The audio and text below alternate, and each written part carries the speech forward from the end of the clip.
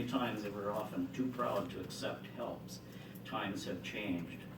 Well, I still believe, as I'm sure most of you do, in helping children, the poor, and the sick. Where there is a need, I believe it should no longer be paid for by property taxpayers, and let me explain why I believe this. Property taxpayers understand the use of property taxes for certain services, and they demand these services, such as for roads, the graveling and maintenance of those gravel roads, paved roads, and the cost also of maintenance of those roads, whether it be summer or winter. On law enforcement, fire protection, ambulance services, costs associated with the offices of auditor, recorder, clerk of court, tax director, treasurer, state's attorney, and emergency management. They have a say concerning these costs and where and how their property tax dollars are spent. They do not understand property tax dollars funding social service costs for the programs that are federally or state mandated, where they have little or no say. Now, I understand the pressure that gets put on you from offset property tax payers when they see their taxes go up. I get that same pressure. Our costs of services go up just like the costs of state programs do. We have salaries, health insurance, supplies, heat, electricity, equipment, buildings, and also the associated costs of maintenance.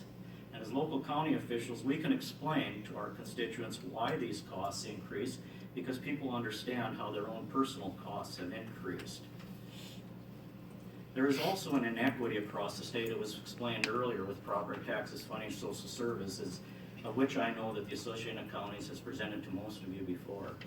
If I may, I would like to give an example of property tax inequity, but it's not just related to social services.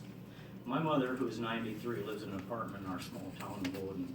She owns approximately 1,080 acres of farmland, which borders a half-mile of paved road and 1 mile of gravel road. My wife and I live in a modest, comfortable house on 40 acres, which borders a half-mile of paved road.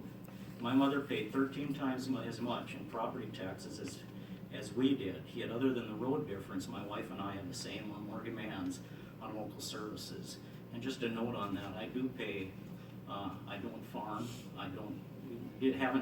when I did farm, I never met the threshold of being tax exempt on my farm. You've always paid tax on your farm. Yes. Thank you. Yeah. And I know that some in the legislature feel that if the costs of social services are assumed by the state, the counties will just increase their levies in other areas. And I want to assure you, the county officials budget on the dollars needed to provide the services that are demanded by our constituents. And we're also restricted by caps on our fund levies unless voted on by the constituents to increase.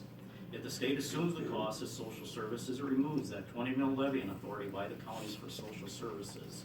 If this bill is passed, it would be a part of a property tax reform that the people are demanding. And I also want to make note that at our North Dakota Association of Counties convention that we hold in October, much of this information was presented to the counties at that time. Joe Morris had presented the formula, and it was a resolution was passed at the North Dakota Association of Counties approving of this, approving full support of this concept. If this bill is passed, again, I would hope that you would come out of here with a do pass recommendation on Senate Bill 2206. I thank you for your time, and I would take any questions. 2206.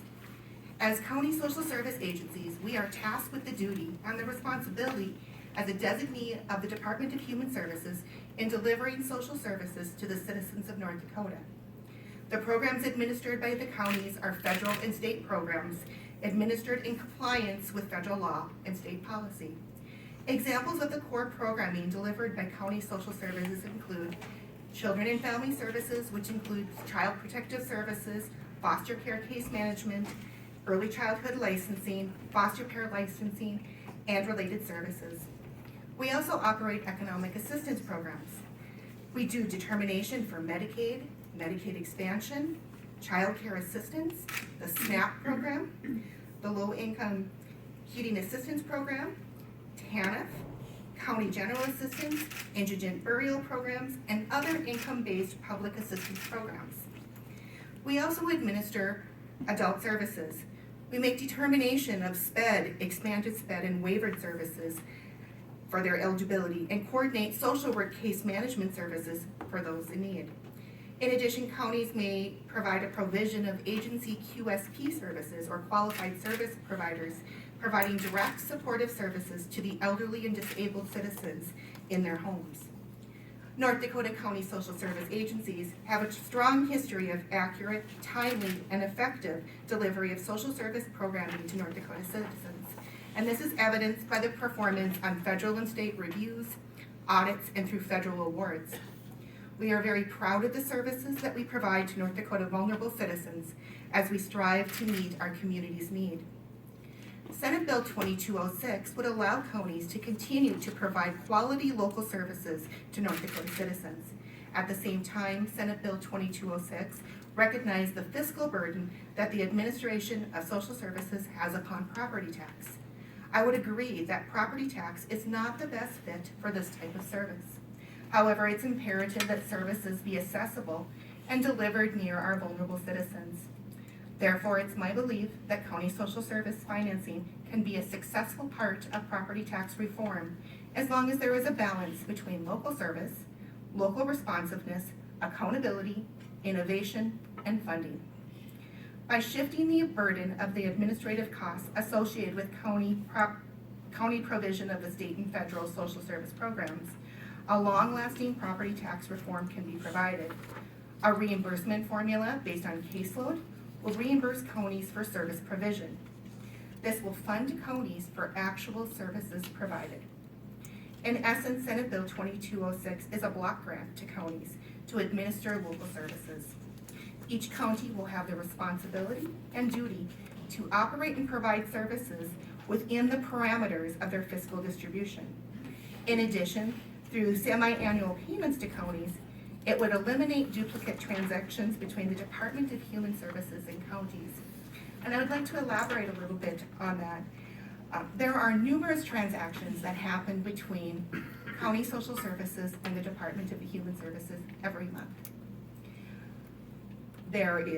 We report our expenditures. The state office reports their billings to us.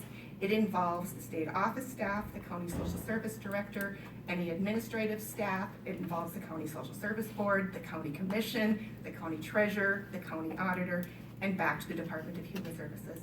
That happens each month, 12 times a year. Through semi-annual payments, it would streamline and the overall efficiency of that communication, impacting unrealized savings and efficiencies across. Senate Bill 2206 would continue local decision-making and service while encouraging innovation and budgetary discipline. Meanwhile, quality services provided by county social services would continue along with the partnerships we have with other local partners, just as law enforcement, public health, schools, long-term care facilities, medical providers, and other individuals in meeting the needs of our local citizens. I urge you to render a due pass vote on Senate Bill 2206, allowing property tax reform while still allowing local services and local decision-making in order to meet the needs of our vulnerable citizens. This concludes my testimony on Senate Bill 2206. I'd be happy to answer any questions. Questions for Kim?